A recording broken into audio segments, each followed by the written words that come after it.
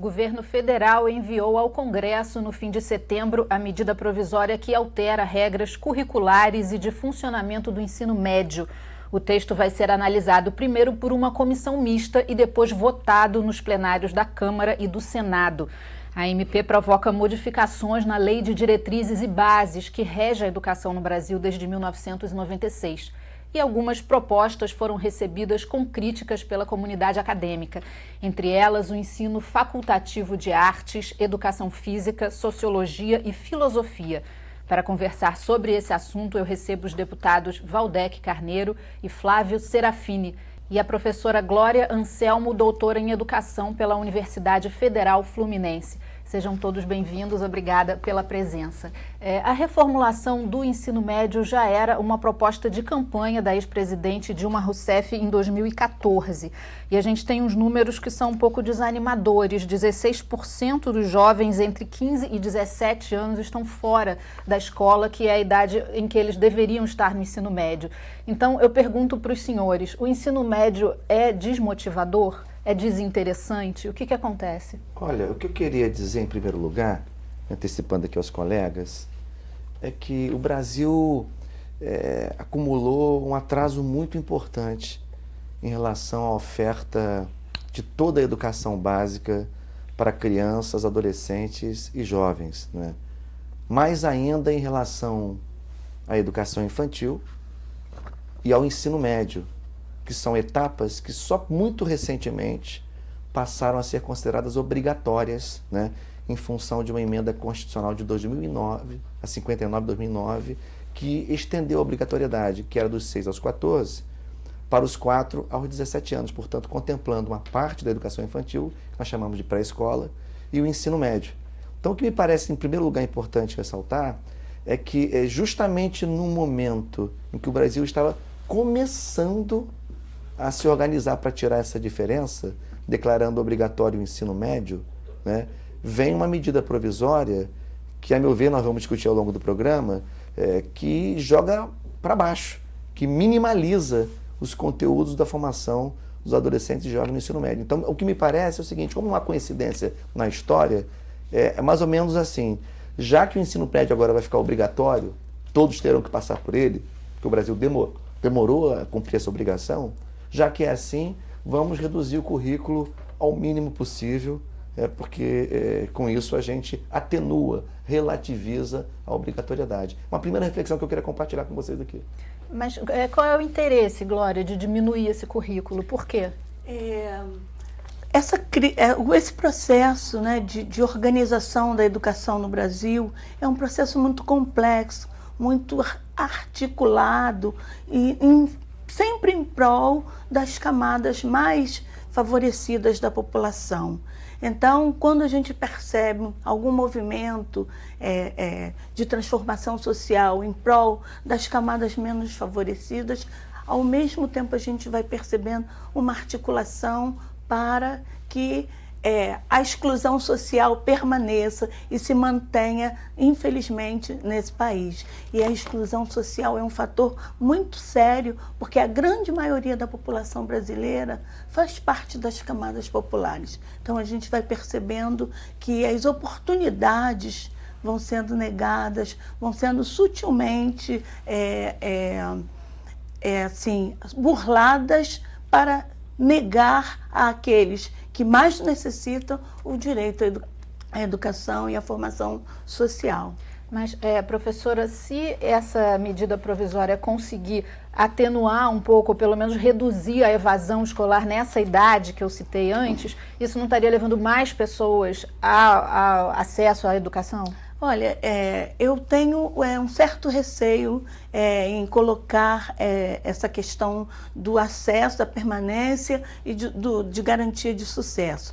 Porque há um gargalo muito complexo, né, que faz com que muitos meninos, em função da exclusão social que a gente tem, das condições econômicas desfavoráveis, das condições sociais como um todo, acabem por abandonar. E nada do que está posto na medida na medida provisória 746 indica a garantia de que os meninos permanecerão e concluirão o ensino médio com sucesso. Então, ainda não há sinais claros, visíveis, de que essa medida vai trazer condições favoráveis ao acesso, permanência e conclusão com sucesso dos adolescentes e jovens ao ensino médio. Sem dúvida que a questão do formato da escola, do conteúdo, ele é um elemento para a gente pensar, refletir se ele é o mais adequado, se a gente pode aprimorá-lo,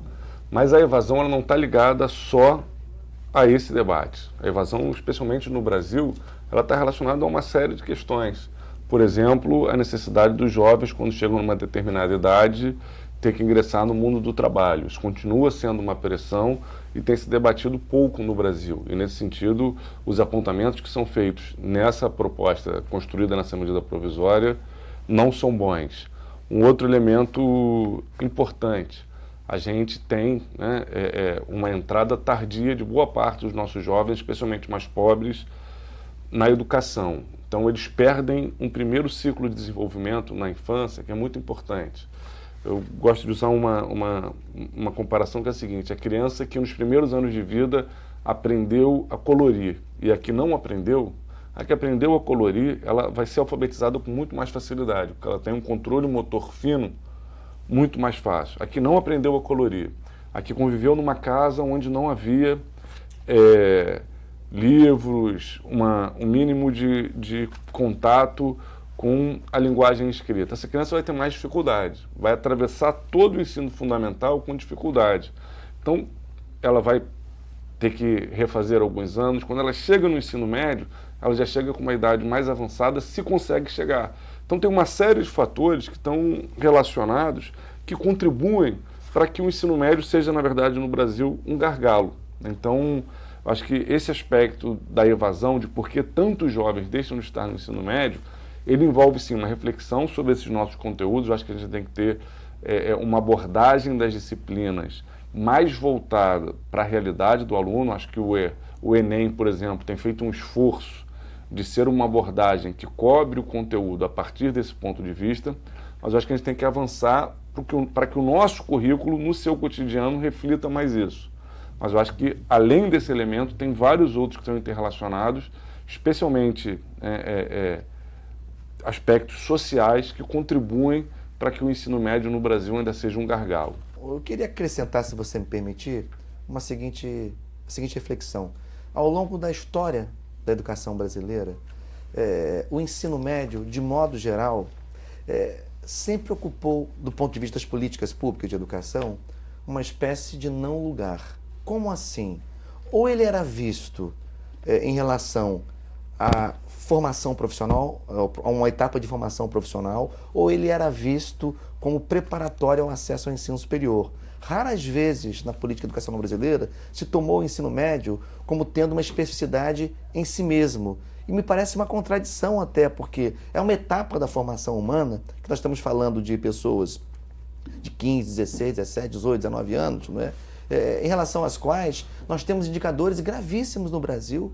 Vide, por exemplo, o número de adolescentes apreendidos em conflito com a lei, vide o genocídio de jovens na periferia dos grandes centros urbanos brasileiros, em geral jovens negros, pobres, como nós sabemos. Então, ao contrário, seria até para que a política educacional jogasse um foco mais acentuado no que representa a formação humana nessa faixa etária, que é uma faixa etária de consolidação de valores, de florescimento de vocações. Então, assim, é estranho, né? E mais ainda, eu queria aqui aproveitar o que o Flávio falou, a Glória também, tem a questão também do dualismo, porque não é só o currículo, o Flávio tem razão, não é só o currículo que gera exclusão.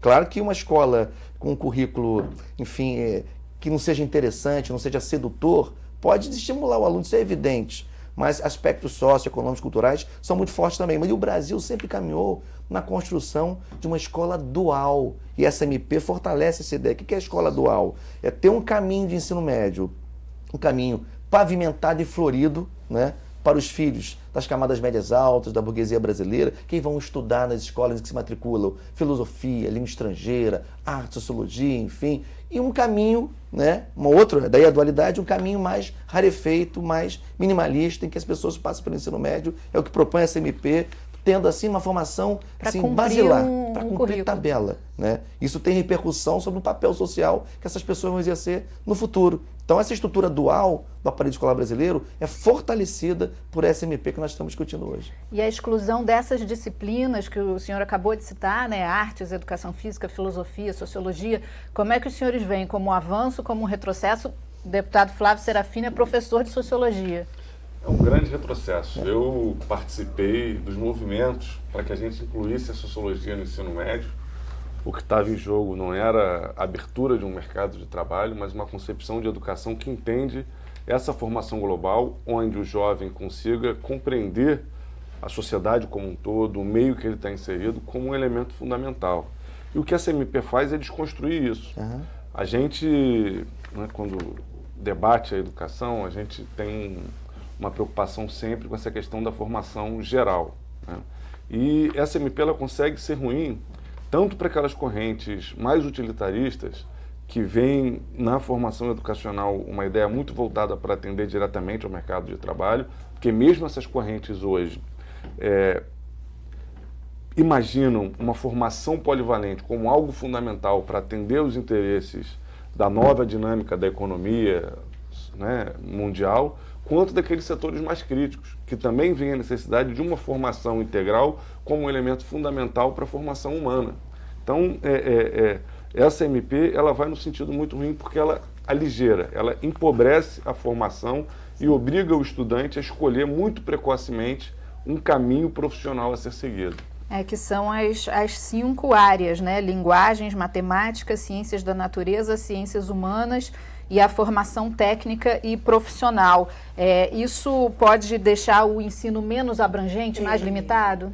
Eu gostaria de acrescentar aqui a palavra do deputado um aspecto fundamental que ao colocar essas quatro disciplinas como disciplinas optativas, a medida ela cria um vazio na formação do ser, na formação do contato com o que é o belo, do que é a arte, do que nos faz melhores pessoas num momento tão controverso, onde a violência está tão marcada, tão presente no nosso cotidiano. Retirar a possibilidade da escola oferecer a possibilidade da arte, da música, da dança, das diversas expressões, e além do ensino da filosofia e da sociologia, é criar um vazio muito grande naquilo que o homem pode vir a ser enquanto ser, na sua relação com os outros, com o mundo. E isso muito me preocupa enquanto educadora, não é? Porque a gente precisa pensar para quem educamos e para que educamos. Acredito que esses aspectos são de fundamental importância, né? Porque sem arte, sem filosofia, como pensar criticamente o mundo sem considerar esses conteúdos, esses conhecimentos, esses saberes no contexto da escola? Obrigada. No momento em que a obesidade se tornou um problema de saúde pública, a gente retira a educação física do ensino médio, que é um absurdo. Obrigada, Glória. Obrigada, deputados. A gente vai para o intervalo rapidinho. A LERJ Debate volta já já.